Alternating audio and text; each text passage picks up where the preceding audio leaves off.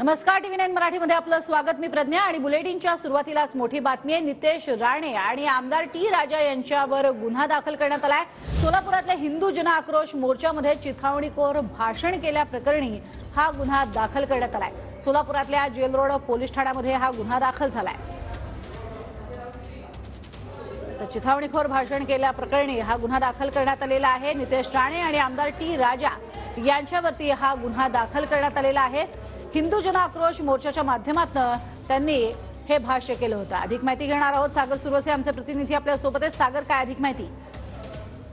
सध्या आपण पाहिलं की खरं तर काल हिंदू जन आक्रोश मोर्चाचं आयोजन जे आहे ते सोलापूरमध्ये करण्यात आलेलं होतं आणि या मोर्चाचं नेतृत्व जे आहे ते भाजपचे आमदार नितेश राणे आणि हैदराबादमधील राजासिंह ठाकूर यांनी याचं नेतृत्व केलं होतं। या मोर्चाच्या दरम्यान जी भाषणं झाली, या भाषणामध्ये चिथावणीखोर वक्तव्य जे आहे ते दोन्ही आमदारांनी केल्याचं समोर आलं होतं आणि त्यानंतर पोलिसांनी याबाबतची तपासणी करून अखेर गुन्हा जो आहे तो दाखल केलेला आहे। खरं तर चिथावणीखोर वक्तव्य केल्याप्रकरणी हा गुन्हा जो आहे तो दाखल करण्यात आलेला आहे आणि सोलापुरातील जेल रोड पोलीस ठाण्यामध्ये भारतीय दंड संहिता विधेयक कलम 153 295 188 34 आणि महाराष्ट्र पोलीस कलम कायदा 135 नुसार हा गुन्हा जो आहे तो दाखल करण्यात आलेला आहे। खरं तर आपण पाहिलं काल मोठ्या प्रमाणात हजारोंच्या संख्येने हा हिंदू जन आक्रोश मोर्चा जो आहे तो काढण्यात आलेला होता।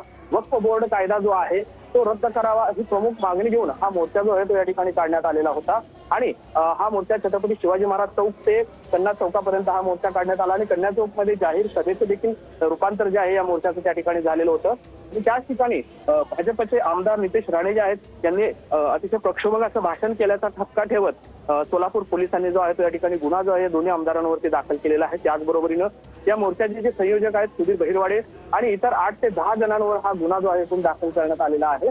त्यामुळे एकंदरीतच काल काही या मोर्चाच्या दरम्यान काही दगडफेकीचे प्रकार देखील समोर आलेले होते, तोडफोडीचे प्रकार देखील समोर आले होते। त्यामुळे 2 गुन्हे जे आहेत ते पण आतापर्यंत दाखल झाले आपल्याला पाहायला मिळतात। सागर, धन्यवाद या संपूर्ण सविस्तर माहितीसाठी।